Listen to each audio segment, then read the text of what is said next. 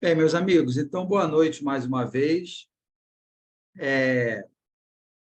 Então, estamos aqui em mais um encontro, né, dessa nossa disciplina, né, de estruturação de problemas complexos e tomada de decisão na área de energia. E, assim, os nossos encontros, como o professor Uchoa sempre falou, né, eles estão acabando. Daqui a pouco são vocês que vão trazer os cases, né, cada um dentro aí da sua área. Mas o professor Uchoa já trouxe várias discussões, eu já trouxe alguns métodos, né? Depois o professor Paulo vai falar um pouco da pesquisa dele, eu vou trazer o José também, que fez um artigo na disciplina do período passado, né? E aí, encerrado esse ciclo, vocês que vão trazer as discussões para a gente trabalhar, tá? Bem, Professor Marcos, fala. só pedir um parênteses e comentar com todos que o dia 31, né, que seria como se fosse daqui a 2 14 semanas. dias, né, no dia 2 semanas. 31, 2 semanas, Uhum. eu estou entendendo que na próxima a gente vai ter o Paulo e o José, né, apresentando os Isso, trabalhos, isso e no aí. dia 31 a gente vai ter um colega do Canadá apresentando o tema eficiência energética, né, tema desse tipo assim, a visão do Canadá, né? A gente vai conhecer um pouco mais como é que o Canadá trata o tema, tá? Então Dia já está 31. combinado, dia 31, tá joia? Aliás, aliás, eu queria até ver contigo se eu posso trazer alunos de outros grupos de pesquisa, né? Boa, boa, professor. Aí eu Seria trago ótimo. meus alunos da Seria- UF, meus alunos do IME, né? Sem Já mando dúvida, para sem todo dúvidas. mundo, né? O Manda pessoal para todo mundo. da Casa da Eu Pesquisa vou, Operacional, né? eu vou pedir até um mini CV dele e aí Isso. já compartilho, tá? Eu Combinado, então. vou colocar até uma chamada no LinkedIn, então. Vou pedir para fazer Chama. um Ótimo. banner aberto para quem quiser assistir, né? Aí fica Perfeito. aqui a nossa disciplina e todo mundo que estiver interessado no tema, né? Tá ótimo. Tá Positivo, bom, pessoal. Muito bom. Vou combinado então. fechar aqui o microfone. Sabe que Combinado. 31, viu, galera? meu negócio é tumultuar, né? Tumultuar o meio de Eu gosto. campo.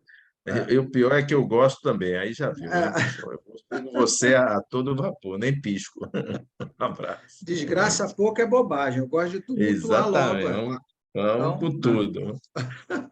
Bom, vou desligar aqui. Bem, então vamos lá. Então meus amigos, no nosso último encontro, nós fizemos uma atividade, né? Eu fiz como se fosse assim, meio que num formato de workshop com vocês, né? Utilizando o método HP, ensinei a utilizar lá a plataforma, né? Que nós desenvolvemos lá no IME, né? E etc e tal, né? Mostrei como é que... E aí cada um fez, né, uma aplicação e mostrou o resultado, foi uma atividade muito bacana, né? E aí aqui alguns artigos, né, que os meus alunos, né, seja da UF, seja do IME, seja da USP, né, alguns trabalhos que nós desenvolvemos utilizando o método HP, né? Então, esse foi um trabalho muito bacana, que eu dei aula lá no curso de Relações Internacionais da UF, e aí vocês vejam, né? É curioso que, assim, de uma maneira geral, é claro que não é uma regra absoluta, né? Mas, de uma maneira geral, os alunos não gostam muito de matemática, né? Não gostam muito, né? Seja aluno de humana, aluno de... E a disciplina foi, eu dei essa mesma disciplina e foi um sucesso no curso de Relações Internacionais, né? Porque eu acho que o grande X da questão não é na questão da matemática ser fácil, ser difícil, não é isso. O X da questão está no aluno, no pesquisador, perceber a utilidade daquilo que está sendo passado, né? O problema não é ser matemática, o problema não é ser fácil, ser difícil. O problema é se aquilo é útil, aquele conhecimento, né? E aí, quando o pesquisador ele se dá conta que ele pode utilizar aquilo na pesquisa dele para ficar um negócio bacana, ele usa, né? Então, essa turma, por exemplo, foi um sucesso, foi uma turma de relações internacionais, né? Eu falei em matemática o tempo todo e saíram mais de 20 artigos, todos foram publicados, né? Esse foi um deles, né? Então, quer dizer, isso de que o aluno de humanas, o aluno de, né, a da área médica, o aluno não gosta de matemática, isso é uma falácia, né? Isso não é verdade. Na verdade, o que ninguém gosta é ficar aprendendo uma coisa que não serve para nada, que você não sabe aonde que vai usar. Disso ninguém gosta. Ficar decorando fórmula, que você não faz a menor ideia onde que vai usar aquelas fórmulas, né? Bem, aí foi um outro aluno, né, o Sérgio Maeda, fez análise de viabilidade técnica e econômica de implantar propulsão elétrica em embarcações da Marinha, né? Esse foi um outro aluno, o Lucas Hermógenes, que, junto com uma aluna da Fundação Getúlio Vargas, que nós fizemos a avaliação de alguns layouts de uma empresa, né, no chão de fábrica, usando o método HP, e esse artigo foi apresentado no International Symposium of the Analytic Hierarchy Process, né? E por aí vai. Alguns trabalhos aí práticos, né? Esse foi de uma aluna que trabalhava no Inmetro, se eu não me engano, seleção de um modelo de treinamento para um laboratório de metrologia sob a perspectiva multicritério, e aí ela utilizou, a Ana Lívia utilizou o método HP, né? Essa foi uma aluna que era gerente de uma concessionária de automóveis, né? Estava cursando engenharia, e aí utilizou o método HP para ordenar sistemas de Enterprise Resource Planning para a concessionária onde ela trabalhava, né? E por aí vai, né?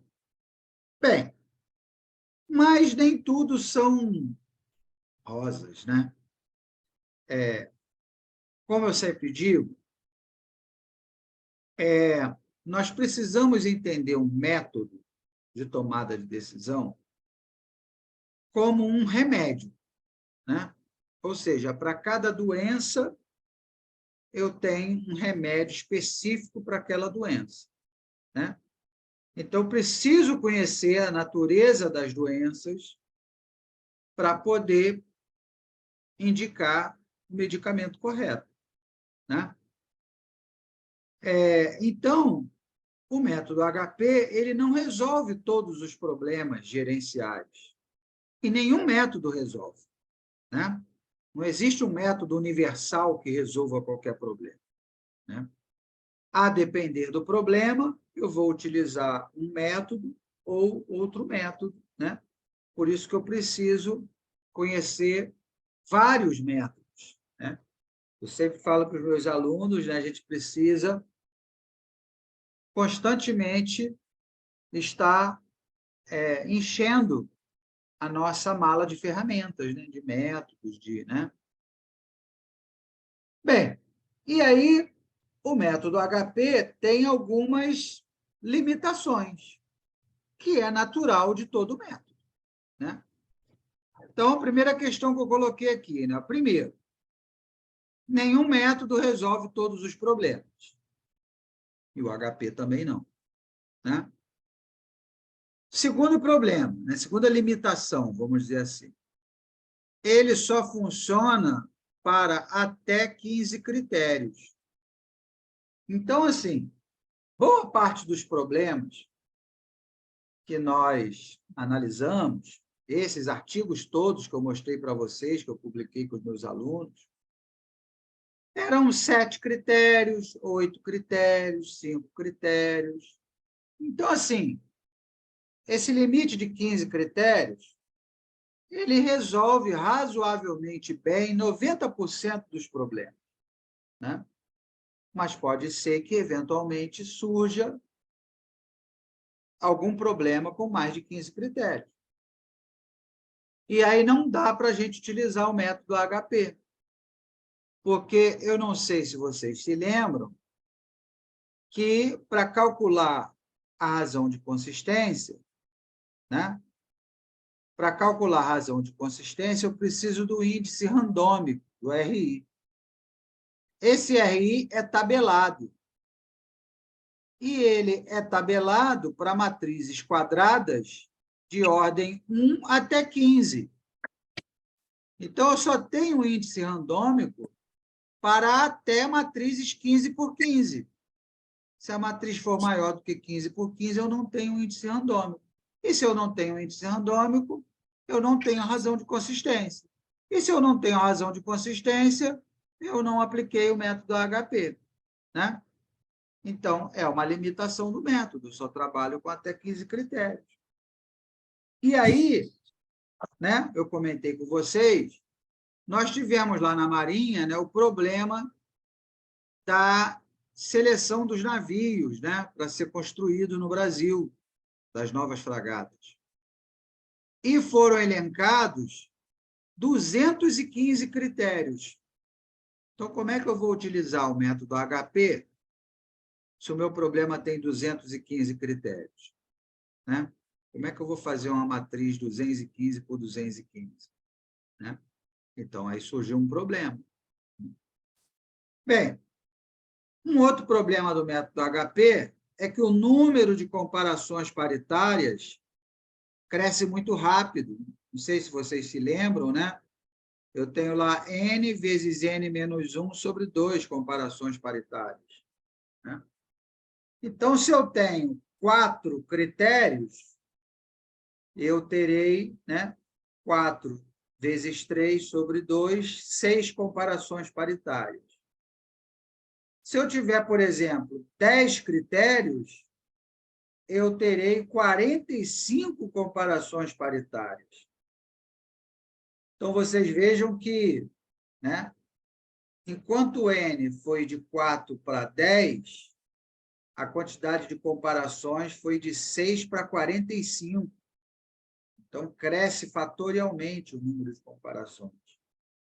Isso é uma dificuldade, porque vai exaurindo a capacidade cognitiva do decisor, né? Fazer dezenas de comparações. Então, isso é uma outra dificuldade. Coloquei aqui, ó, desgaste cognitivo do tomador de decisão na hora de fazer essas comparações. Né? E aí, como ele sente dificuldade em fazer essas comparações, o que acontece? Ele começa meio que a chutar. Ele já está meio de saco cheio, ele já está cansado, e aí ele começa a chutar essas comparações. Aí o que acontece? A razão de consistência dá maior do que 10%. Né? Então, começa a surgir aqui uma dificuldade de se obter uma razão de consistência menor do que 10%. Né? Mas isso é decorrente do desgaste cognitivo que o decisor está tendo de fazer aquelas comparações. Né? E outra questão, né? Muitas vezes torna-se inviável tomar muito tempo do tomador de decisão. Né? Imagina que, né, o Shoa trabalha lá na Petrobras. Imagina que eles fossem tomar uma decisão e tivessem lá 10 critérios envolvidos, 45 comparações paritárias. O Shoa ia precisar de uma manhã inteira, de 8 a meio-dia, o presidente da Petrobras, para fazer essas comparações paritárias, discutir, né, por que um critério é melhor do que o outro, 45 vezes. Né? Será que isso é possível? O presidente da Petrobras, um presidente de uma multinacional, um ministro, né, dispor de um dia inteiro para ficar fazendo comparação paritária, para talvez servir, né? Porque se a razão de consistência der maior do que 10%, tem que começar tudo do zero. Né? Então, às vezes, toma muito tempo esse processo. Né? Esse processo ele é... Né? Então, nem sempre é possível deliberar esse assunto com o tomador de decisão. Né? Ainda mais quando nós estamos falando de uma organização muito grande, né? Uma multinacional, quando muito, nós temos 5 minutos para falar com o presidente da organização, com o CEO. Ó, dá 5 minutos para você falar qual é o problema, a linha de ação e papapá, qual é o retorno que a gente vai ter, o custo, e acabou, né? Então, vê que a gente até aprende a fazer o pitch, né? Que ali em 3 minutos você tem que, né, colocar os aspectos positivos e negativos, a solução do problema, né? Por isso que a gente aprende a fazer o pitch ali em 3 minutos, passar uma ideia completa de 3 a 5 minutos. Ainda tem o pitch elevator, né? Que é você passar uma ideia com início, meio e fim em 40 segundos, como se você estivesse pegando o elevador com a pessoa, né? Então, às vezes, você não tem uma manhã inteira, um dia inteiro, uma semana inteira para estruturar esse problema com o tomador de decisão. Mas o método HP requer esse tempo. Se você não puder dispor desse tempo com o tomador de decisão, não é possível aplicar o método HP. Ou você vai aplicar e ele não vai resolver nada. Vai dar uma solução maluca, né? Então, o método tem essas limitações, que é natural, né? Todo método tem suas limitações. Então, e aí é o que eu falo, né? Muita gente me pergunta, professor, existe um número máximo, mínimo, de critérios e de alternativas que eu posso aplicar o método HP? E aí, recentemente, eu achei esse artigo de 2006, do próprio Saat. Ele falando, né, fazendo uma provocação, né, why the magic number 7 plus or minus 2? Por que o número mágico 7 mais ou menos 2? Né? Esse artigo é muito bacana. E aí ele começa problematizando, né, que o ser humano a melhor capacidade de processamento do ser humano é quando tem que avaliar, diferenciar entre conjuntos com 7 itens, 7 mais ou menos 2, né? Quer dizer, de 5 a 9. Né? Ele começa fazendo uma reflexão sobre esses 7 mais ou menos 2 e ele leva isso para o método HP.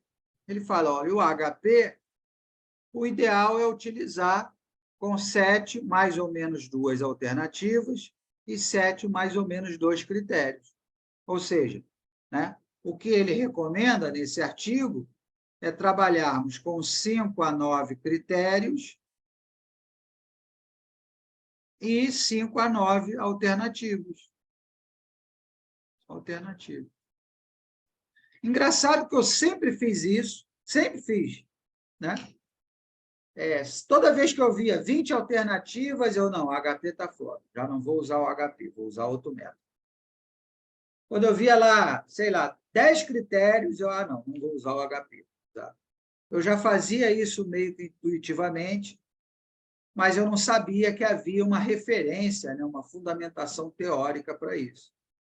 E aí acabei que esses dias estudando, né, o assunto, né, que a gente está sempre aprendendo, né, eu nunca paro de estudar, por mais que, né, a gente pense que a gente saiba algum assunto, mas a verdade é que a gente não sabe nada, a gente está sempre aprendendo. Né? E aí eu acabei achando esse artigo que o próprio Saat recomenda aqui de 5 a 9 critérios e 5 a 9 alternativas para o uso do método HP. Então, ele próprio reconhece que usar o método HP para mais de 9 critérios, para mais de 9 alternativas, é ruim, é complicado. Né? Ele próprio que criou o método, ele faz essa meia-culpa. Né? Bem, aqui está o abstract desse artigo, né? E aí ele fala, né, ó, em 1956, o George Miller ele conjecturou que há um limite superior para a nossa capacidade de processamento da informação, né? Quando você tem interação simultaneamente de elementos, né? Papapá, papapá. E aí ele fala aqui, ó, this limit is 7 plus or minus 2 elements, né? Ou seja, esse limite de capacidade de processamento é para 7 mais ou menos 2 elementos, né? Quer dizer, de 5 a 9 elementos, né? E aí ele fala aqui, né? Papapá, we do in the analytic hierarchy process, the number of elements in the group should be no more than 7. Então, ele próprio, né, que criou o método, ele diz, ó, o número de elementos no método HP não deve ser, né, maior do que 7. Né? Então, interessante, eu não sabia da existência desse artigo, né? Ainda mais sendo do próprio Saat, né? Ele fazendo essa revelação bombástica. Né? Bem, e aí apareceu a ideia do método HP gaussiano, que eu desenvolvi junto com o professor Carlos, lá da Federal Fluminense, né? Exatamente para tentar contornar essas questões, essas limitações impostas pelo método HP tradicional. Né? Bem, então, como eu disse para vocês, como é que surgiu essa ideia? A Marinha, há pouco mais de 10 anos, começou a conjecturar a possibilidade de construir um novo modelo de navio, né, aqui para o Brasil, né, um navio de guerra.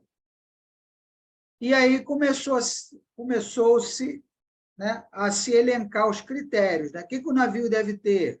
O que eu devo avaliar no navio? Velocidade máxima, tempo de construção, custo do navio, quantidade de mísseis. Né? E aí, no final das contas, nós tivemos 215 critérios.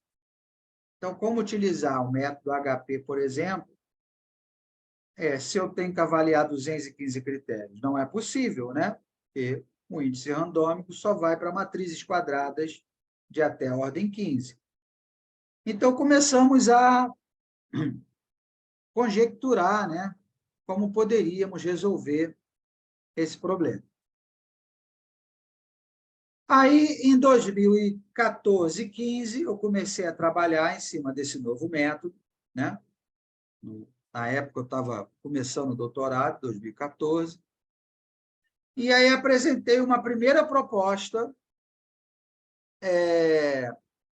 em 2014, 15, em 2015 ficou pronto o artigo, né, o draft do artigo, e aí submeti no Simpósio Brasileiro de Pesquisa Operacional, né, que reúne no Brasil, né, os maiores pesquisadores da área, né, de PO, e aí o artigo foi aprovado e eu apresentei lá na Universidade Federal do Espírito Santo, né, esse trabalho, uma abordagem multicritério para a seleção de um navio de guerra de médio porte a ser construído no Brasil. Eu peguei aqueles dados que a Marinha tinha publicado, dados ostensivos, né, e propus essa nova abordagem, né, submeti esse artigo, foi aprovado e eu apresentei lá na UFES em 2016. Né? Bem, e aí qual foi o desdobramento dessa história? E aí, recentemente, 2019, um pouco antes da pandemia, a Marinha fechou um contrato de 1,6 bilhões de dólares, né, o consórcio Águas Azuis, né, com a ThyssenKrupp, com a Alemanha. Né? O estaleiro já está em pleno vapor lá em Itajaí. Né? Então, vocês vejam que esse problema, né, é um problema real, né, de uma organização, e que gerou um contrato aí de quase, né, mais de 10 bilhões de reais. Né? Então, é um case aí bem interessante. Depois que eu apresentei no SBPO, o que acontece? Como eu conversei com vocês no início da disciplina, a pesquisa operacional ela é uma abordagem científica. Então, todo método que a gente apresenta, ele precisa estar referendado pela comunidade científica. Eu não posso ter uma ideia maluca da minha cabeça e passar para as pessoas aplicarem, né? Então, essa é a liturgia científica, né? Então, primeiro eu apresentei num fórum menor, né? Apresentei aqui no âmbito do Brasil, para os pesquisadores da área de PO, aí o método foi bem aceito. Depois eu fui para um contexto mais amplo, né? Apresentei o método num simpósio internacional, com pesquisadores do mundo inteiro. Aí o método foi bem aceito também. E aí, finalmente, eu publiquei o método num periódico internacional de grande circulação, né? Então, essa é a liturgia, é o passo a passo de qualquer descoberta científica, né? Eu acho que até por isso que, no início, a questão da vacina contra o Covid, né, suscitou tanta discussão, né? Se era uma vacina confiável, se não era, porque em 6 meses, 1 ano, se chegou a uma vacina, né? E quem trabalha com a ciência, quem trabalha na academia, quem trabalha com pesquisa, sabe que em 1 ano você não chega em resultado nenhum, né? Não dá nem, dá mal para fazer uma revisão da literatura em 1 ano, para uma tese de doutorado, né? Então, quer dizer, veja só, eu desenvolvi o HP Gaussiano, 2014, 15, apresentei num congresso no Brasil em 2016, depois apresentei no International Symposium of Analytical Hierarchical Process em 2020, depois o método foi publicado num periódico em 2021, né? Então, observe que a brincadeira começou em 2014, ó, 14, 15, 16, 17, 18, 19, 20, 21, 8 anos, desde a concepção inicial da ideia, da matemática do método, até ele ser referendado pela comunidade científica internacional, né? Então, tem um lapso temporal aí de 8 anos para esse método, né, esse modelo matemático fosse aceito no Brasil e fora do Brasil.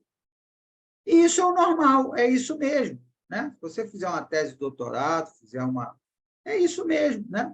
Você vai levar ali 4 a 5 anos para defender a sua tese, né? Depois vai ficar ali 1 ano trabalhando para a sua tese virar um artigo, depois o artigo vai ficar mais uns 2 anos em avaliação. Se você colocar na ponta do lápis, vai levar 7, 8 anos. Isso é o normal, né? Pelo menos assim, pelo menos para mim, né? Dentro da minha experiência, né? Dentro do que eu vejo, né?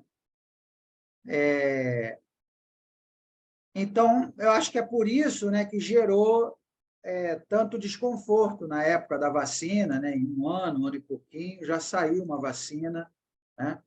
Porque leva um tempo para os resultados serem analisados, né? Você ter uma contraprova ou não, enfim, né? Bem, então, em 2020. E aí, finalmente, como eu falei, em 2021, esse método HP Gaussiano, ele foi publicado no International Journal of the Analytical Hierarchical Process, né, em 2021, né, sob esse título, né, Multi-Criteria Decision Making, the Selection of Warships, a New Approach to the AHP Method, né? Então, uma nova abordagem para o método HP, né? Então, o que eu falei para vocês, é uma ideia que surgiu lá em 2014, né, no iniciozinho do meu doutorado, e só foi efetivamente publicado num periódico internacional de grande circulação e referendado pela comunidade científica internacional 7, 8 anos depois, né? Mas tudo bem, é isso mesmo, né? É assim que a ciência evolui, né? É bom, assim, para quem está fazendo aqui mestrado, doutorado, né, entender como é que essa dinâmica funciona, né? Então, é importante você, se você está propondo uma ideia nova, um framework novo na sua tese, isso é normal, você vai levar ali 5, 6, 7, 8 anos para publicar num periódico, e é importante que você publique, porque a verdade é que se você está fazendo uma tese de doutorado, ao defender a tese, o que acontece é que ninguém nunca mais vai ler a sua tese, nem você mesmo, né? Você gasta ali uma energia absurda escrevendo a sua tese e tal, e muito provavelmente ninguém nunca mais irá ler a sua tese, nem você mesmo que fez a tese. Agora, quando a tese, você pega essa tese e ela vira um artigo científico publicado num periódico internacional de alto impacto, todo mundo lê, né? Todo mundo lê, te referencia, cita. Então, é importante que da sua tese ou da sua dissertação de mestrado saia um artigo, você publique um artigo oriundo ou da dissertação ou da tese, né? Na verdade, é esse artigo que vai fazer a diferença na sua vida, na sua carreira acadêmica, né? Bem, e aí o que o método HP gaussiano ele traz de diferente em relação ao método HP do Thomas Saad, que eu mostrei para vocês, né? Qual é a diferença? Bem, ele trabalha com a seguinte noção. Eu gosto de explicar as coisas de maneira prática, né? Explicar o conceito. Se você entender o conceito, depois a matemática é só um desdobramento, né?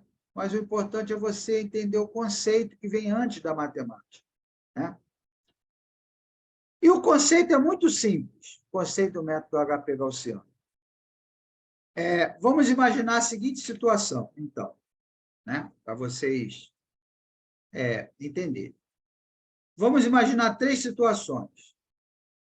Então, eu tenho aqui os telefones, aquele exemplo que nós demos dos telefones, né? Eu tenho aqui, por exemplo, o iPhone, Samsung e o LG, vamos supor. Tá? E aqui no cenário 1, vamos botar aqui o custo. Todos eles custam R$ 5.000. 5.000, 5.000 e 5.000. Né? Aí eu pergunto para vocês, esse critério custo, ele está funcionando para diferenciar, ele está contribuindo para diferenciar uma alternativa da outra? Sim ou não? O que vocês acham? O custo, ele ajuda ou não ajuda a diferenciar uma alternativa da outra? E aí? O que vocês acham? Nesse caso, Caso todos iguais, não diferencia. Eu poderia, nesse caso, até eliminar esse critério, né? Esse critério não está fazendo diferença nenhuma. Seja lá qualquer método que eu aplicar, esse critério custo, ele está ali irrelevante, né? Agora, vamos supor, num cenário 2, vamos supor que eu tivesse aqui um custo, ó, o iPhone, 5.050, o Samsung, 5.000, e o LG, 4.990. E agora, o custo está contribuindo para diferenciar as alternativas? Sim ou não? O que vocês acho que é acham? muito pouco ainda, né? Agora está servindo, mesmo que Tá. bem próximos. Mesmo que pouco, está contribuindo, né? Agora, aqui, no cenário 3. No cenário 3, vamos colocar aqui o custo, né? 9.000, 5.000 e R$ 1.800. Ele está contribuindo?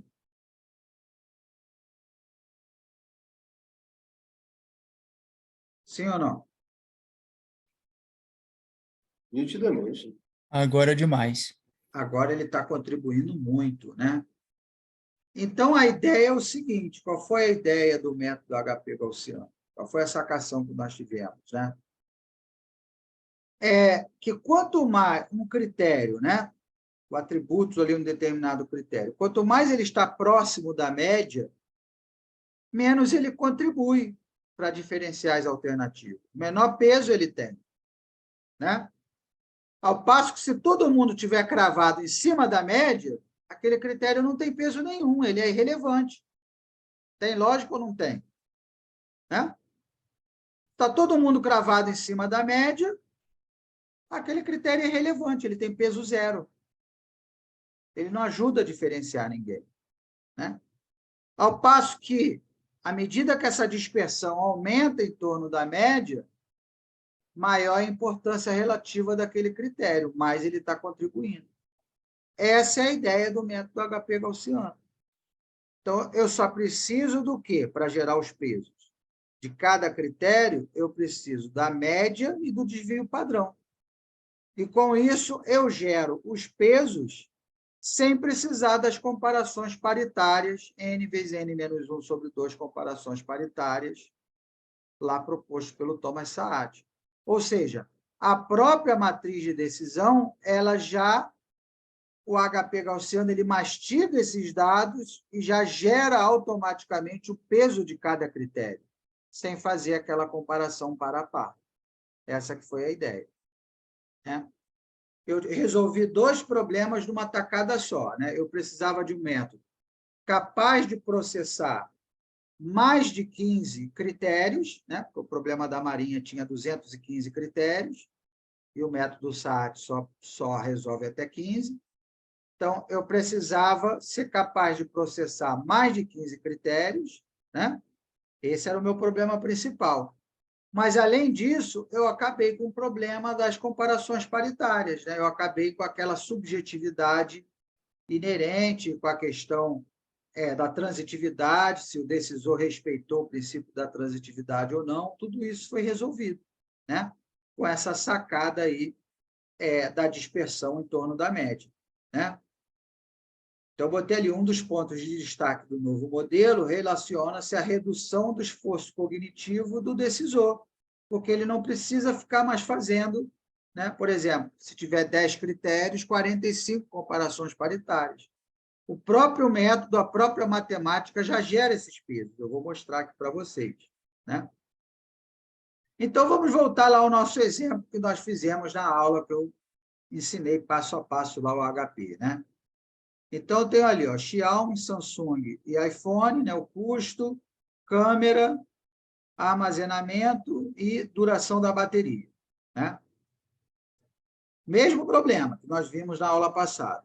Então, eu tenho aqui a minha matriz de decisão inicial, e aí, assim como do HP lá do SAT, o primeiro passo, né, a primeira etapa é normalizar a matriz de decisão, né? Aquela normalização que nós fizemos, né, AIJ dividido pelo somatório de AIJ, né? Então, vou pegar aqui o somatório, ó, né? Então, aqui, ó, 12, 12, 24, com 20, 44, né? Então, esse somatório aqui dá 44, e aí esse cara aqui quem é? É o 12, que é a célula, dividido pelo somatório. 12 por 44. Aí vai dar 0,273. Aqui, né, o que se segue, 12 por 44. 0,273. E aqui 20 por 44, né? 0,45, 454. E assim eu vou fazer para todo mundo, né? Nós vimos que nós precisamos fazer isso para quê? Para que toda a matriz fique adimensional, né? Porque custo, câmera, armazenamento e bateria, eles têm unidades de medidas diferentes. Então, eu preciso normalizar todo mundo, né? Passar todo mundo para números decimais ou para porcentagens, né? Então, essa é a primeira etapa, igualzinho do método HP lá do SAAD. Aí, a segunda etapa é o seguinte, observem que aqui eu já peguei a matriz transposta, né? Aqui eu peguei a T, né? Eu transformei aqui os critérios em linhas, né? Os critérios vieram aqui para as linhas, e aqui as alternativas para as colunas, né? Alternativas. Então, eu tenho lá o custo, né? Então, eu tenho aqui o custo. Agora, eu vou fazer o quê? Vou fazer a média aritmética dentro de cada critério, tá? Então, vou fazer aqui a média do custo. Então, aqui o somatório dá 1. 1 dividido por 3 vai dar 0,33, né? Aqui vai dar 1 também. 1 dividido por 3, 0,33. Aqui 1 dividido por 3, 0,33. E 1 dividido por 3, 0,33. Então, quer dizer, essa média ela vai ser sempre 1 sobre n, né? Porque o somatório é sempre 1 dentro de cada critério, né?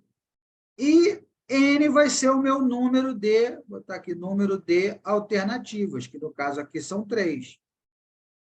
Número de alternativas.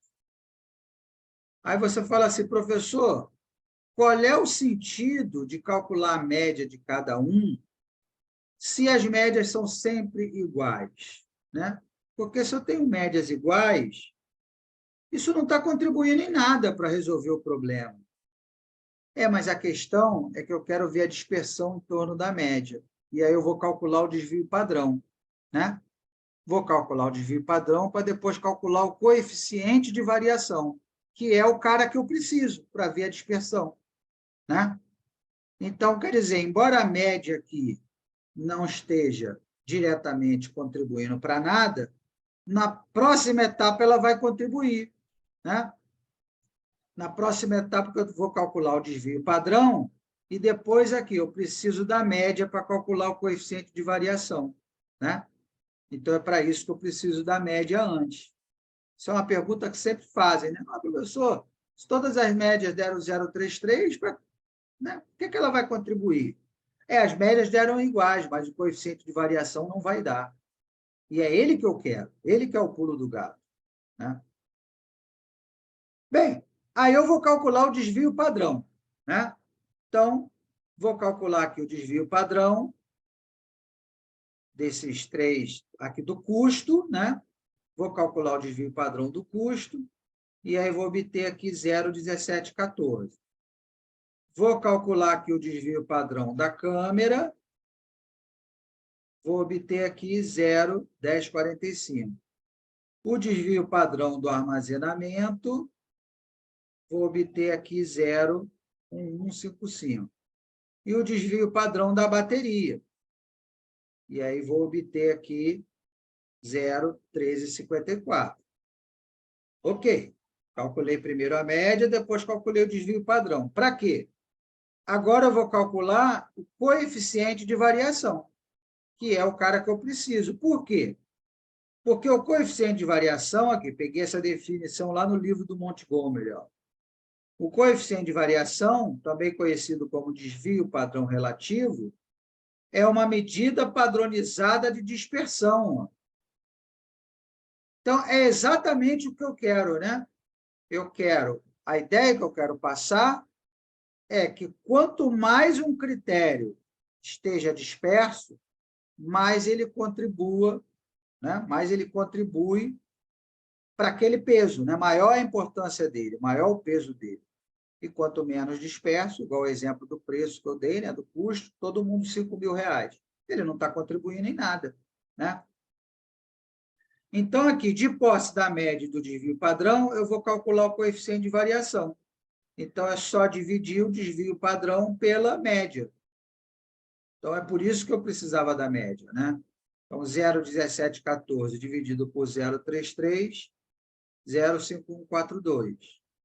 0,1045 dividido por 0,33, 0,3135. 0,1155 dividido por 0,33, 0,3465. E 0,1354 dividido por 0,33, 0,4062. Aí surge outro problema, que eu não posso usar esse coeficiente de variação do jeito que ele está aqui, porque observe que esse somatório ele dá maior do que 100%. Né? Sei lá, 51 com 31, 82, com 34 já passou, né? 115, 155%, né? Esse somatório aqui, ele dá maior do que 100%. Então, aí eu vou fazer o coeficiente de variação normalizado, ou seja, eu vou pegar aqui cada elemento A e J e vou dividir pelo somatório de A e J, dessa coluna aqui. Tá?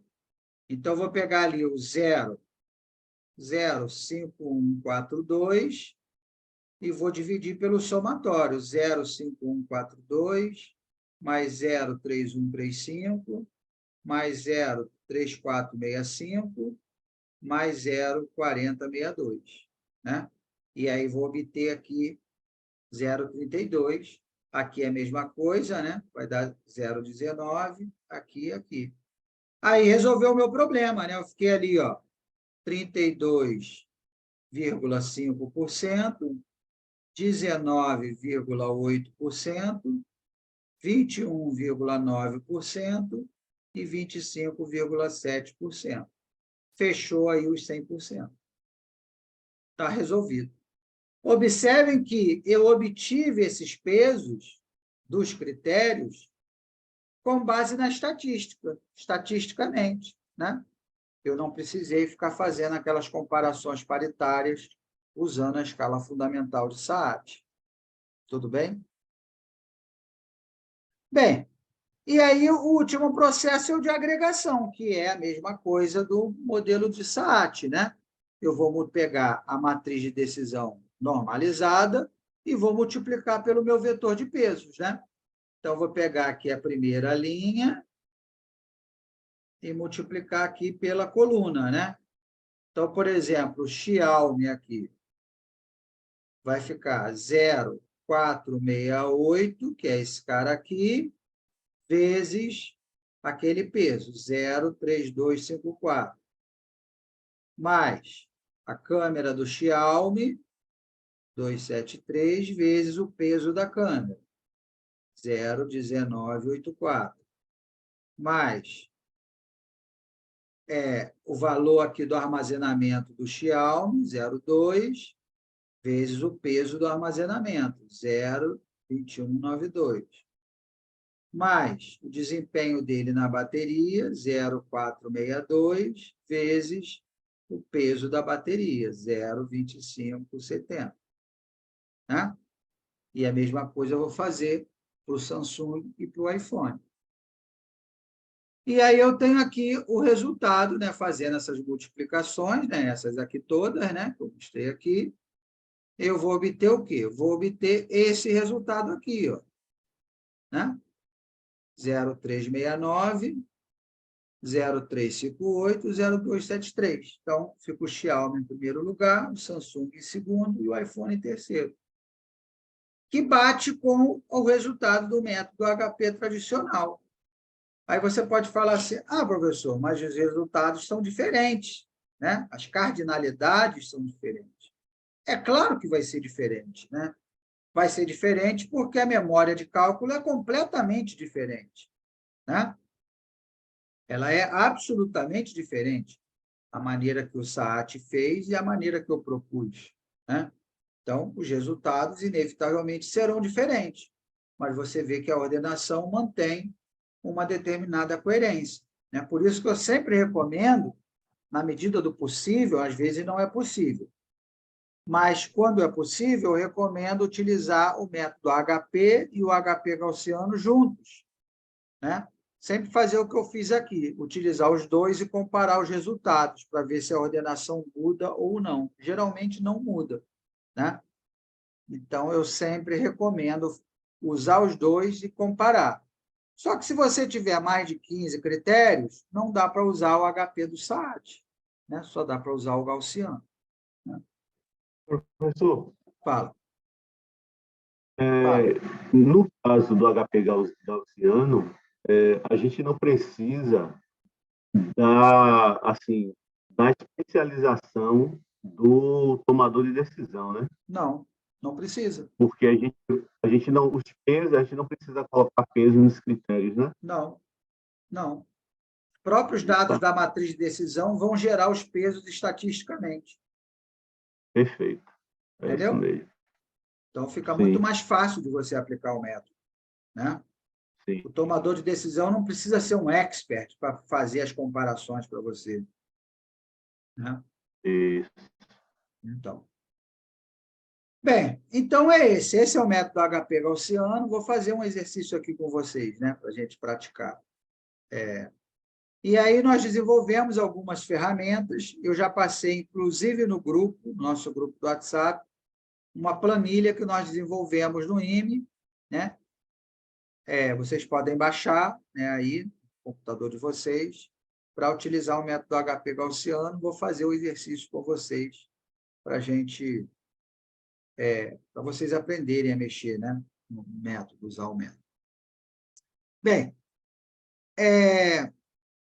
e aí nós temos feito um trabalho de divulgação, não só no Brasil, mas internacional também, utilizando o método. Já temos vários parceiros, né, utilizando o método, tanto no Brasil quanto fora. E aí, por conta disso, né, eu tive a satisfação, eu tenho um orientando de doutorado no Instituto Militar de Engenharia, o Major Rômulo Girardi, né, que no ano passado ele estava fazendo uma pesquisa na Base Scopus sobre métodos de tomada de decisão, né, que a tese de doutorado dele ele vai usar, né, tomada de decisão para gestão de ciclo de vida. E aí, qual foi a minha surpresa? Que quando ele gerou o gráfico lá na Base Scopus, o nosso grupo de pesquisa apareceu aí entre um dos maiores do mundo na área, né? Com mais publicações, com mais material, né? Imprensado ali pela China e pelos Estados Unidos, né? Duas potências, né? Então, você vê aqui um grupão aqui, na verdade, são 3 clusters aqui da China, né? 3 clusters aqui, tem um grupão aqui dos Estados Unidos, mas que também tem uma partição aqui, né? São 4 grupos separados nos Estados Unidos, e está o nosso grupo aqui, né? O Marcos Santos, o professor Carlos Gomes, o Igor, o Miguel, né? Aqui entre os maiores grupos do mundo na área de tomada de decisão, né?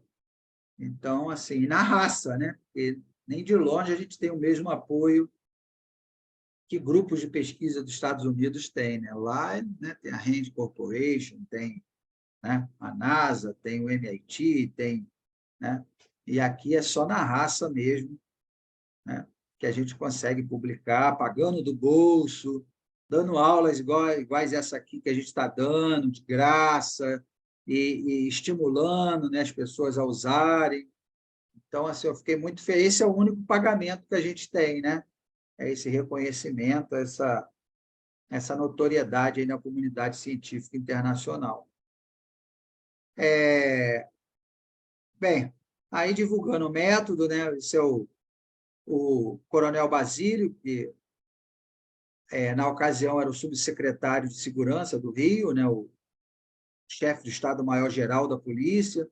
Aí ele pediu para eu dar aula lá para os coronéis da polícia sobre o método HP Gaussiano, né, para compra de armamento, compra de viatura, né, itens de saúde, né, porque tem a diretoria de saúde da polícia.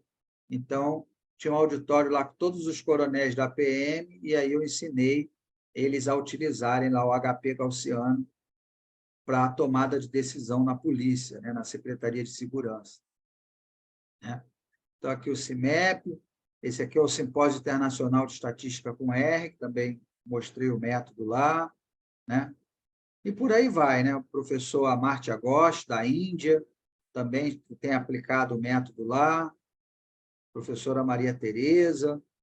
Esse aqui são os meus alunos da USP, né? Que eu ensinei o método também. Esse era um grupo de 48 CEOs da indústria automotiva no Brasil, né? CEO da Ford, Hyundai, General Motors. Então, o Senai ele promoveu esse curso, né? Tomada de decisão para a indústria automotiva, né? E aí eu ensinei esse método lá para eles também. Esse aqui são os gestores da Prefeitura do Rio, né? Eu ensinei o método para 86 gestores da Prefeitura do Rio, de várias áreas, né? Educação, saúde, saneamento básico, né? Então, assim, Eu penso que é por isso que o grupo tem se destacado, tem aparecido, né, na base Scopus, né, como um grande grupo aí de tomada de decisão, um grupo relevante aí no contexto internacional, né? Esse aqui é lá na Irlanda, né? Nós temos alguns parceiros também lá na Maynooth University, na Irlanda, e por aí vai, né? Bem, e aqui algumas aplicações do método, né? Alguns artigos que vocês podem consultar. Hoje já tem muito mais, né? Aqui só tem alguns, mas alguns artigos que foram apresentados, que foram publicados, utilizando o método HP-Gaussiano. Até saiu um recentemente, internacional, com fator de impacto, né? Nem sei se eu coloquei aqui, mas saiu aí recentemente, foi publicado no mês passado. Se eu não me engano, foi na Suíça, né? Então, esse, quadro para tomada de decisões estratégicas e o método HP-Gaussiano. Uma abordagem multimetodológica na seleção do modelo de aeronave cargueira para a Força Aérea Brasileira. Então, esse artigo nós escrevemos em 2021, devido ao problema, a Força Aérea precisou de aeronaves de carga para transportar a vacina, né? Porque não havia aeronave suficiente para transportar tanta vacina para o país inteiro. Então, ela teve que alugar / comprar algumas aeronaves. Então, nós fizemos esse estudo, né? Depois, a avaliação de aquisições hospitalares a partir do método HP-Gaussiano. Foi uma aluna de mestrado que trabalhou nesse artigo, a Lana, né? E por aí vai. Esse foi a Natália que fez a classificação de saneantes de larga escala para limpeza hospitalar, aplicação do método VFT e HP-Gaussiano, que também foi um estudo decorrente da Covid-19, né? Qual seria o melhor saneante, né? No contexto ali hospitalar, né? E aí tem vários outros, o apoio à decisão no Exército Brasileiro, coordenação de equipamentos de terraplanagem para o sistema de obras de cooperação, utilizando o método HP-Gaussiano, né? Que foi o Caio que desenvolveu essa pesquisa, aluno de mestrado no IME, né? E por aí vai, não sei se eu coloquei o outro. Esse aí foi um caso muito interessante. Eu dei o curso de tomada de decisão, não só para a Marinha aqui do Brasil, mas foi uma parceria entre várias marinhas, né? Então, tinha a Marinha dos Estados Unidos, a Marinha da Argentina, Senegal, né? Vários países, né? E aí, esse capitão aqui se chama Capitão Emanuel Araica. Ele é um capitão fuzileiro naval dos Estados Unidos, Marine, né? E aí ele pegou o método HP-Gaussiano e levou para utilizar lá nos fuzileiros navais dos Estados Unidos, né? E aí gerou esse artigo que nós publicamos juntos, né? Ali o Emanuel Araica, né?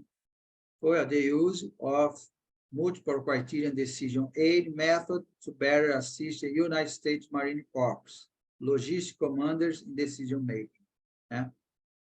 Eu falei, que ironia, né? Método HP. Aí eu perguntei para ele, né, se ele já tinha ouvido falar, né? Have you ever heard about 8P method? E ele nunca tinha escutado falar, sendo americano, né? Então veio aprender o método HP aqui no Brasil, aprendeu o HP do Thomas Saat, e eu ensinei, igual eu fiz com vocês, ensinei também o HP-Gaussiano, que ele utilizou lá nos Marines, né? Não só utilizou, como documentou e publicou na forma de um artigo, né? Coloquei aí, ó. Esse aí foi publicado recentemente, né? Evaluation of Smart Sensors for Subway Electric Motor Escalators through HP-Gaussian Method, né? Foi o Juan. O Juan é um aluno de doutorado do Instituto Militar de Engenharia, que publicou no mês passado esse artigo, né? Ele tem fator de impacto 3,847, né? Então, foi uma alegria muito grande aí também ele ter conseguido, né, essa vitória, né? Porque tanto no IME quanto na Federal Fluminense, você só defende a sua tese de doutorado se você tiver um artigo com fator de impacto submetido e aprovado, senão você não pode nem defender, né? Nem qualificar, nem defender a sua tese. Você precisa ter o artigo publicado com fator de impacto num periódico internacional. Então, foi uma conquista muito grande aí do Juan, né? E aí, vamos lá. Então, vamos fazer um exemplo. Vou fazer um exemplo aqui do zero com vocês. Então, vamos supor, né, vai dar aí já, né, 9 horas, né, 9h05, para a gente fechar. Então, vamos supor que a gente quer escolher aqui um lugar para fazer um lanche, então, né, para a gente jantar. Então, ordenar, né, queremos aqui ordenar locais para fazer um lanche, por exemplo. Fazer um lanche, né? E aí, a gente começa a discutir os critérios, né? Pô, peraí. Então, quais critérios que seriam relevantes para a nossa tomada de decisão, né? Quais critérios seriam relevantes? Aí, sei lá, o tempo, né? O tempo, primeiro o custo, né? Vamos colocar aqui o custo. Custo do lanche, né? O custo médio ali de um lanche premium, né? Um McDonald's, né? um Big Taste, né? Então, o custo é um critério. Sei lá, um outro critério seria o tempo médio, né? O tempo médio que o lanche fica pronto. Tempo médio, né? Eu quero que seja rápido, né? Eu não quero esperar muito tempo, estou com fome, né? Sei lá, a distância da nossa casa. Quanto mais longe, pior, né? Quero andar 50 quilômetros para fazer um lanche, né? E, sei lá, a gente pode colocar um critério aqui, sabor, de repente, né? Quão saboroso eu acho aquele lanche, ou não, né? Daquele lugar. E aí eu vou colocar aqui, então, as alternativas. Alternativas. Então, vamos supor aqui, eu tenho McDonald's,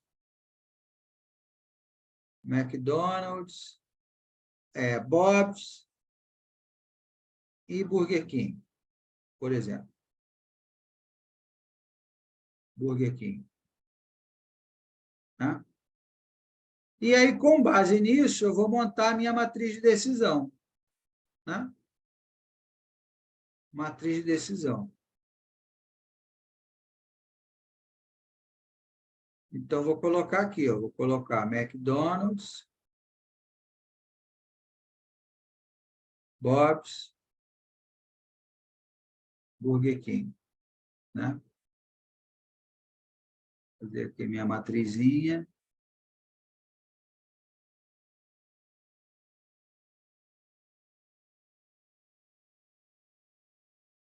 E aí eu vou colocar aqui, então, os critérios. O custo, tempo médio, distância, né? Distância e sabor. Tá? Ok. Então, vou colocar aqui, McDonald's, um lanche premium, né? Tipo Big Taste, magnífico, né? Sei lá, R$36. O Bob's, 32. Burger King, sei lá, 28. Né? Tempo de atendimento, tempo médio, 5 minutos. Bob's, 12 minutos.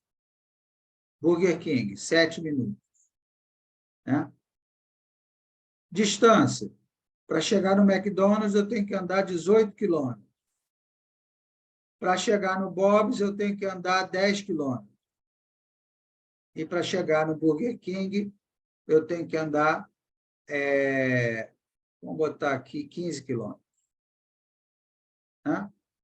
E o sabor? A gente faz aqui, eu posso criar um rating de 0 a 10, por exemplo. Né? ou a gente faz uma média aqui entre nós, ou né, cria um rating qualquer, ou uma escala Likert, seja lá o que for. Né? Então, aqui o sabor. De 0 a 10, então McDonald's 8, Bob's 7, Burger King 9. Pronto. Eu só preciso dessa matriz para rodar o método HP gaussiano. Não preciso de mais nada. Né? Não preciso fazer entrevista com decisor, não preciso. Na verdade, eu só preciso fazer entrevista com decisor para saber quais os critérios são relevantes para ele e para aquela tomada de decisão, para aquele problema. Né? Mas, tirando isso, eu não preciso fazer aquela comparação paritária, nem calcular a razão de consistência, nem nada disso. Né? Aí, vamos lá. Aí eu vou pegar aqui, ó, e aquela planilha que eu passei para vocês, vou preencher ela aqui, ó. Então, se vocês quiserem, aproveitem e façam juntos aí, né, para aprender a mexer aqui na planilha. Essa aí que eu passei para vocês, ó. Então, aqui. Essa planilha aqui, né, ó. Né, o Fábio Baldini aí que desenvolveu comigo. Ele foi meu aluno lá no mestrado do IME também, né? Então, vem aqui, ó, HP gaussiano, e aí eu vou colocar aqui, ó, número de alternativas e de critérios. Então, eu tenho 3 alternativas, né, que é McDonald's, Bob's e Burger King, e tenho 4 critérios. Né? Reparem que essa planilha que o Baldini fez, é possível gerar os resultados do HP gaussiano e do AHP. Né? Só que se eu colocar aqui, ó, gerar a base do HP gaussiano e do HP, ele vai te pedir a matriz de ponderações utilizando a escala fundamental de Saat. Né? E, como nós já discutimos, nem sempre é possível fazer, né? Quando você tem mais de 15 critérios, não é possível fazer. Né? Não é possível. É até possível fazer as ponderações, mas você não vai conseguir calcular a razão de consistência. Aí não adianta de nada. Né? Então, eu coloco aqui 3 alternativas, 4 critérios, vou colocar aqui gerar a base do HP gaussiano. Ele já gerou ali uma matrizinha para mim, ó. E aí eu vou colocar aqui, então, ó. Vou colocar aqui as alternativas, né? Ó. McDonald's,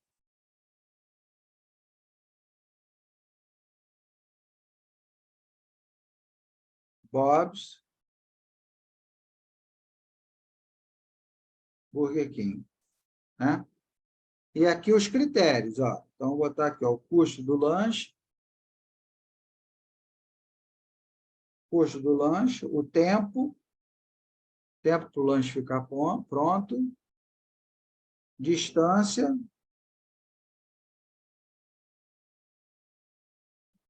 e sabor. Né? E aí vou preencher aqui, ó, 36 reais, o McDonald's, o lanche, 32 reais, e aqui 28. O tempo, 5 minutos para ficar pronto, 12 minutos e 7 minutos. Distância, 18 quilômetros, 15 quilômetros, não, 15, 10. 10 e 15. E aqui, por último, sabor, 8, 7 e 9. Né? Veja que eu só preenchi com os dados da matriz de decisão. Né? E aí eu tenho que dizer qual é o critério monotônico de custo e quem é critério monotônico de benefício. Né? Ou seja, o critério monotônico de custo eu quero minimizar, de benefício eu quero maximizar. Né? Então, o custo eu quero pagar, o default dessa planilha é maximizar todo mundo. Né? Então, o custo eu quero minimizar. Então, vou botar aqui minimizar. porque aí ele vai fazer aquela jogada algébrica de inverter todo mundo, né? Quando o critério for de minimização. O tempo, eu quero maximizar ou minimizar? Quero minimizar também, né? A distância, eu quero minimizar também, né? Eu quero andar, percorrer, né, a menor distância possível. E o sabor eu quero maximizar, né? Então, venho aqui, ó, processar HP gaussiano, e ele já calcula tudo aquilo que eu mostrei para vocês, ele já traz aqui pronto, né? Já traz aqui a matriz de decisão normalizada, já calcula aqui a média, o desvio padrão, fator gaussiano normalizado, e já te dá aqui o ranking, ó. Então, a alternativa 1 ficou em primeiro lugar. Na verdade, elas deram muito próximas, né? E veja que é um resultado coerente, né? Porque elas não são muito discrepantes entre si, né? São ali mais ou menos o mesmo preço, né? Aí o McDonald's, que é um pouquinho mais caro, ele perde porque é um pouquinho mais caro, mas, em compensação, o tempo dele é bom, a distância dele é ruim, o sabor mais ou menos, né? Então, o tempo aí que foi decisivo, porque ele é muito rápido, né? Veja que o Bob's, né? Ele é mediano, o custo, o tempo também é mediano, né? A distância é pequena, o sabor mais ou menos. Então, vocês vejam que eles não estão muito longe, assim, em termos de desempenho. E isso se refletiu no resultado do método, né? 35%, 30%, né? Aqui 36%, né? 30% e 33%, né? Deu ali quase que um empate técnico, né? Mas o McDonald's ficou com 35,8%. Então, ele ganhou, né? Com aquele desempenho ali, né? R$ 36,00, 5 minutos, 18 quilômetros de distância e 8 no sabor, ele se sagrou campeão aí dessa competição. Tudo bem até aí? Tranquilo? Muito fácil, né? Muito fácil de aplicar, de modelar o problema e de resolver, né? Ainda mais tendo essa planilha, né? Não precisa fazer na mão, não precisa, né, fazer no Excel aí no zero, né? Bem, e aí que eu coloquei aqui, né, que eu ia fazer esse exemplo com vocês, mas por que eu ia citar esse exemplo aqui da seleção de um helicóptero de combate, né? Porque nós modelamos esse problema. Eu tenho uma aluna aqui na Federal Fluminense, a Fernanda Esteves, que ela modelou exatamente esse problema, foi o TCC de graduação dela, né? Ela fez um estudo para ver uma possível aeronave de combate para os fuzileiros navais aqui do Brasil, e aí nós fomos convidados para publicar esse artigo numa revista lá da Our Society, lá no Reino Unido, né? Não sei se vocês se lembram, logo no início das nossas aulas, eu mostrei a definição do que é pesquisa operacional segundo a Our Society, que é a maior sociedade de pesquisa operacional do mundo, né? E aí nós fomos convidados a passar esse artigo para o inglês e publicar esse artigo. Depois, se vocês quiserem, eu posso até passar o link, né, nessa matéria lá da OA Society. Ok, papapá, já mostrei aqui a ferramenta, né? Então, é isso, meus amigos. Então, o que eu quis mostrar para vocês, né? Esse, para quem não conhece, é o professor Luiz Paulo Fávero, é uma das maiores autoridades do Brasil e no mundo em análise de dados, né? Esse livro dele super consagrado, eu recomendo para quem não conhece, Manual de Análise de Dados. Na verdade, ele já foi lançado agora em inglês também, em mais de 20 países, um livro grossão, com mais de 1000 páginas, muito completo, né? Em português não tem nada parecido, né?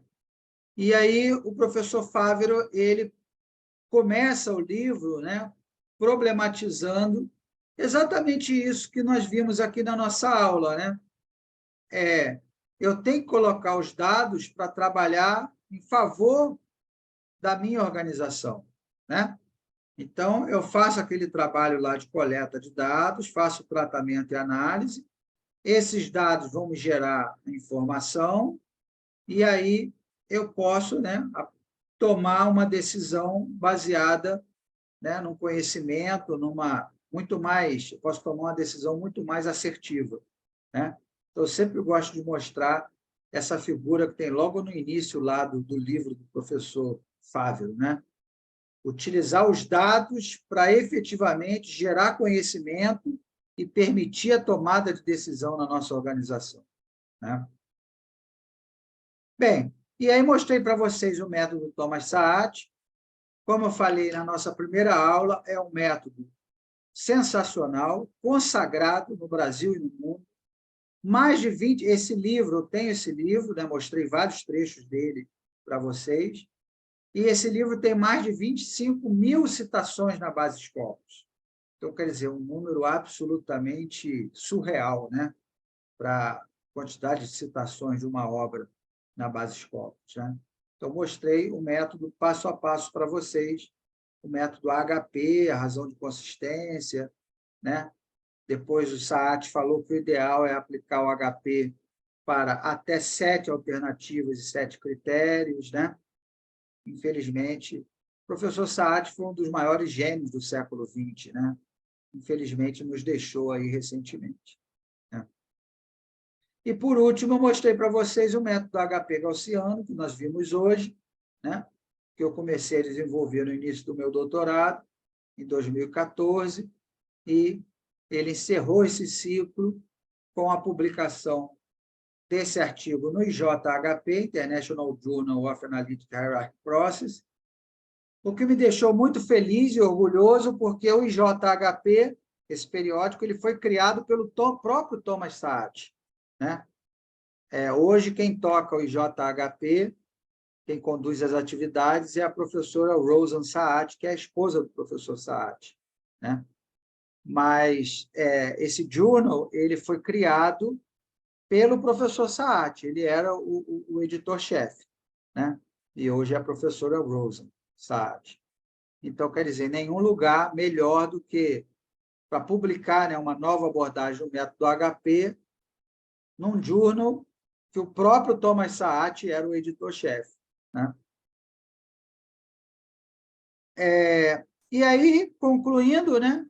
Então, assim, quais são os pontos fortes do método, né? Do método HP gaussiano que eu desenvolvi lá com o professor Carlos. Então, é um método novo, né? Quer dizer, está no estado da arte, você está lidando com o que há de mais, né, novo na literatura, né, acadêmica, na literatura científica, que às vezes você aplica o método, sei lá, Topsys, de 1981, aí o participante da banca, mas a tese de doutorado é fronteira do conhecimento. Pô. Você está usando um método de 1981, pô, mais de 40 anos, na sua tese de doutorado, né? Então, dependendo do método, às vezes o participante da banca ou o avaliador do artigo reclama, né? Você vai utilizar lá, sei lá, o método ELECT, eu acho que é de 66, se eu não me engano, não me lembro agora de cabeça, né? O próprio HP, né? Você faz um artigo usando o HP, se não for um artigo absolutamente fantástico, você pode ter certeza que o teu artigo vai ser reprovado, né? Porque todo mundo já conhece o método HP, não tem novidade nenhuma, né? Não é porque o método HP não é bom, não seja válido, é porque assim, o assunto já está esgotado. É muito difícil você trazer uma contribuição nova fazendo uma aplicação direta do método HP, né? Eu submeti vários artigos, a maioria deles foi reprovado, né? Porque o revisor do periódico, método HP já é conhecido há quase 50 anos, não tem novidade nenhuma. E aí, quando você apresenta um método novo, vê esse que o Juan submeteu lá na Census, foi aprovado, com quase 3 pontos de fator de impacto, né? Então, fácil de entender, porque, como eu expliquei para vocês, né, o conceito dele é gerar maior peso para onde for a maior dispersão, né? Então, se você tem um critério onde está todo mundo concentrado em torno da média, aquele critério, na verdade, não está contribuindo em nada para o tomador de decisão, o que me parece bastante razoável, né? Fácil de usar, porque você não precisa ficar fazendo aquelas comparações paritárias, aquele monte de cálculo, alto vetor, alto valor, lambda, né? Preenche a matriz de decisão e aí ali já vai calcular média, desvio padrão, coeficiente de variação e acabou, coeficiente de variação normalizado e acabou. Possibilidade de trabalhar com um grande volume de dados, inclusive eu tenho uma orientanda agora na USP, que desenvolveu o HP Gaussiano Big Data, né? Que ela aplicou o método para não sei quantas bilhões de alternativas, né? Ela montou um framework que ela consegue fazer o web scraping, puxar os dados, preencher uma matriz com bilhões de células e aplicar o HP Gaussiano. Centenas de critérios, milhares de critérios, e ele consegue calcular, né? Exige um esforço cognitivo muito menor do decisor, né? Porque o único esforço cognitivo do decisor é dizer quais são os critérios relevantes, porque, do mais, o método já mastiga os dados, né? E aí nós temos aí já várias ferramentas computacionais gratuitas, uma delas é essa que eu mandei para vocês, e aplicável em inúmeros problemas gerenciais do cotidiano, em pequenas, médias, grandes empresas, problemas de baixa complexidade, problema de alta complexidade, né? Vocês vejam que aquele problema lá da Marinha era um problema de altíssima complexidade, né? Construção de navios ao custo de bilhões de dólares, centenas de critérios, e o método deu conta de resolver, né? E, se você quiser usar para problemas simples, como esse que nós acabamos de fazer, para escolher um lugar para lanchar, você pode usar também, né? Então, o espectro de aplicações do método é muito amplo, né? Bem, e aí, como eu sempre falo, eu sempre gosto de mostrar essa tabelinha, né? Está lá no livro Introdução à Pesquisa Operacional, que mostra que a empresa que utilizou o método, né?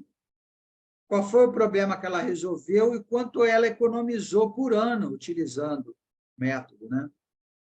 Aqui não tem a ver só com HP Gaussiano, não, né? Vários métodos da PO, né? Então, aqui ele fala lá, ó, Air New Zealand, ela usou PO para fazer a alocação da tripulação em voo, um problema de alocação, né? E aí ela passou a economizar 6,7 milhões de dólares ao ano, né? Uma outra empresa, a Waste Management, ela desenvolveu um sistema de gerenciamento de rotas, né? Quer dizer, aí um problema de teoria dos grafos. Passou a economizar 100 milhões de dólares ao ano, né? Aí ele dá um outro exemplo aqui, ó, Merrill Lynch, ó, gestão de risco de liquidez de linha de crédito, usando simulação de Monte Carlo, né? Ela passou a ter 4 bilhões de dólares a mais de liquidez. Então, o que eu falo, né, pessoal? Pesquisa operacional, tomada de decisão, não é blá, blá, blá, não é papo filosófico. Ah, o que é decisão? Vamos discutir o que é decisão. Não, pesquisa operacional não é isso, não é teórica, não é filosófica. Pesquisa operacional, a marca dela é que ela é pragmática, né? É tomada de decisão na prática para ou ganhar mais dinheiro ou economizar dinheiro, né? É isso, tomada de decisão para grana, né? Então, quer dizer, sempre tem grana envolvida nesses problemas, tomada de decisão. E a pesquisa operacional ela existe para isso, né? No final das contas, tudo é um problema econômico. Toda decisão ela tem algum fundo econômico, né? Bem, então é isso, meus amigos. Então, era isso que eu queria mostrar hoje para vocês, o método HP Gaussiano, né, que é uma continuação da aula que nós tivemos na outra semana. método super simples, super fácil. Espero que sirva, né, aí nos estudos de vocês, quem está fazendo dissertação de mestrado, quem está fazendo tese de doutorado, né? Espero que possa ajudá-los aí na pesquisa de vocês. E mais um método que vocês podem usar no trabalho final da disciplina, né? Lembrando que nós teremos aí o trabalho final, né? Então, quem está regularmente matriculado aí pela UFBA ou por alguma outra universidade e quiser pegar o histórico, quiser pegar a declaração por sua disciplina, vai ter que fazer esse trabalho final e entregar esse artigo no final da disciplina, né? Valendo aí nota, tá? 7 pontos que eu acho que eu combinei com vocês, né? 7 do artigo final e 3 pontos dos trabalhos ao longo da disciplina, né? Então, hoje eu já vou passar um trabalho semanal para vocês fazerem até a próxima quarta-feira, que eu quero que vocês façam uma aplicação do método HP gaussiano, e aí vocês vão pegar o problema que vocês quiserem, né? Sei lá, comprar um carro, comprar um laptop, uma casa para alugar na praia, um lugar para passar férias, aonde que é melhor? Ubatuba, São Francisco, Santos, Gramado, enfim. Vocês vão pegar, vão montar uma matriz de decisão, igual eu montei hoje aqui do lugar para fazer um lanche, né? E vão aplicar o método HP gaussiano e vão descrever isso num artigo do LinkedIn. Eu vou mandar para vocês um modelo de outro aluno que fez, né? Para vocês fazerem lá uma matériazinha no LinkedIn, utilizando o método HP gaussiano, e isso vai entrar no cômputo daqueles 3 pontos na média final da disciplina, tá? Vou mandar para vocês um artigo de um outro aluno para vocês verem mais ou menos como eu quero que vocês escrevam. E aí vocês marquem o professor Uchoa e me marquem lá no LinkedIn para eu colocar aqui no meu controle, aqui na minha planilha, quem entregou o trabalho, quem não entregou, para ganhar ou não esses 3 pontos. Tá bom? Tudo bem até aí? Tranquilo? Então, tá bom, pessoal. Então, era isso que eu tinha para mostrar hoje. Vou passar para vocês aqui o link lá um outro exemplo lá do LinkedIn, para vocês. Quem não tem perfil no LinkedIn, faça um, né, para poder entregar o trabalho, né? E era isso que eu tinha para falar hoje. Fala, Francisco. Eu queria só conhecer mais um pouco desse framework que foi desenvolvido do Big Data, né, pela nossa amiga lá, que é utilizar para um artigo que eu estava desenvolvendo, que é justamente até do semestre anterior que a gente participou, que era para tomada de decisão para aplicação de recursos de manutenção. A gente gera muitos dados durante o ano, né? A gente está falando de uma matriz mensal de 120 circuitos vezes 6 indicadores, né, por mês, aí vezes 12 para a gente poder se processar. A gente consegue fazer aqui pela planilha, ou a gente consegue captar esses dados, como era que o senhor nos daria uma luz aí para a gente seguir nesse estudo? Não consegue, por enquanto, porque o trabalho ainda não foi publicado. Você vai ter que aguardar, né? Até hoje não existia, né? O trabalho está em desenvolvimento, mas ainda não foi publicado, então não posso dar publicidade à metodologia, entendeu? Comentei aqui com vocês, mas não posso falar o passo a passo, né? Então, essa minha aluna, ela vai defender o trabalho dela na USP, né? Agora em julho, e aí, após a defesa dela, eu posso disponibilizar o trabalho dela, se você quiser, entendeu? Depois que ela defender. E, em paralelo, nós escrevemos um artigo que eu estou submetendo também no Enegep, mas aí você teria que esperar mais ainda, porque a apresentação do Enegep vai ser só em outubro, né?